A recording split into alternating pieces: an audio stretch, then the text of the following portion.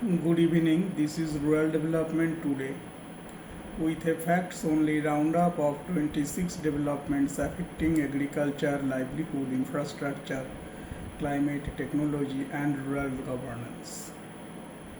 Daksha Unmanned System has opened a drone manufacturing facility at Aimecheri in Kanchipuram district, Tamil Nadu, and launched two farm drone models DH Aggregator E10 Prime and E10 Eco. Digital Greens Farmer Chat had crossed 1 million users in India. Farmer Chat 2.0 upgrades the service from video advisory to an AI powered agricultural assistant and a digital ecosystem. Onion prices have risen 59%. The center is moving buffer stock onions to Chennai, Delhi, and Guwahati through the Kanda Express. Wholesale prices in Nasik were reported higher than Delhi. In Kotamaldi village, Telangana, 50 families collectively manage around 240 native cows, share the milk, and convert cattle waste into compost and liquid biofertilizer for crops. In Akwara village, Ayodhya, Kiran Devi has built a pottery-based livelihood after raising 4 children following her husband's death. Diego's Godavari and Jamuna Basin initiatives include a regenerative paddy pilot covering about 810 hectares in Telangana with expansion planned for Andhra Pradesh, West Bengal, UP and MP. GNFC's 50 Viksit Villages Vision 247 program will cover 50 villages in Bharuch district and is expected to reach 50,000 to 75,000 rural residents. Karnataka's Jaya Organic Yojana has trained more than 7,300 farmers in 300 villages, including smallholders, tribal communities, and women, while promoting beekeeping, dairy, poultry, and fisheries. Andhra Pradesh has proposed about 1 trillion rupees, roughly 12 billion US dollar in public-private investment to develop Rayalaseema as a horticulture hub alongside completion of 36 major irrigation projects. India's first indigenously developed non-GMO high-expansion popcorn maize hybrid has been launched in Eluru district. More than 17,500 farmers in 8 states are already in the value chain across nearly 40,000 acres.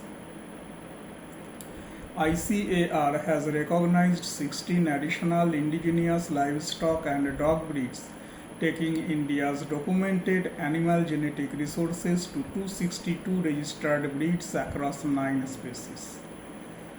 India's solar module manufacturing capacity has crossed 100 gigawatts, while import dependence remains close to 100% for polysilicon and above 90% for wafers. Kanpur is expanding electric mobility under PM E-Drive. Charging infrastructure and commercial driver concerns remain implementation issues, while electric three-wheelers are increasingly important for last-mile links.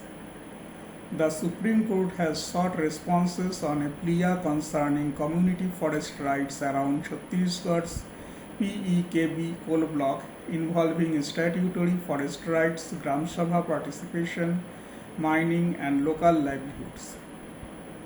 The Aravali consultation process is facing calls for more time and broader participation. The landscape supports groundwater recharge, biodiversity, agriculture, grazing, and settlements. India Development Review has highlighted data protection obligations for non-profits handling Aadhaar-linked information, household surveys, health records, beneficiary lists, phone numbers, geolocation, and livelihood data. A new assessment says women remain underrepresented in platform and gig work despite near parity in bank account ownership. Key gaps include digital capability, credit access, and effective control over technology. A Center for Science and Environment Studies says long-term thermal power purchase agreements can leave distribution companies paying fixed charges even when greater solar generation reduces daytime coal utilization. India's Green India mission has come under audit scrutiny with a reported 97.57% shortfall against the original 2014 pledge.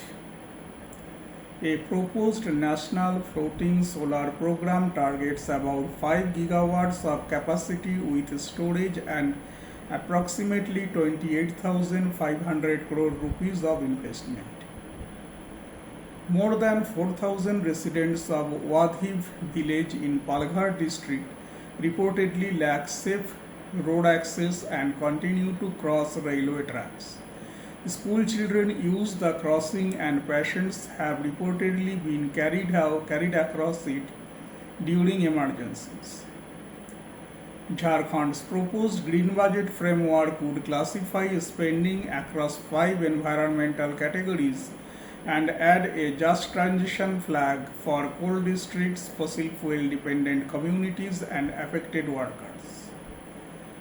Jammu and Kashmir has verified and digitized nearly 70 lakh land parcels, completed more than 13 lakh corrections, incorporated around 7 lakh pending mutations, and converted 31.26 lakh khasra records for AgriStack and farmer identification. The Union government has proposed prohibiting carbosulfan over toxicity concerns. The pesticide is used on rice, cotton, chili, brinjal, and cumin, and the document notes no specific antidote for accidental poisoning. Russia has assured India of continued fertilizer and energy supplies amid international disruptions, while India remains exposed to global fertilizer feedstock and finished product prices. Those were today's content for Rural Development Today. This is Rural Development Today from Development Connects. Thank you for being with us.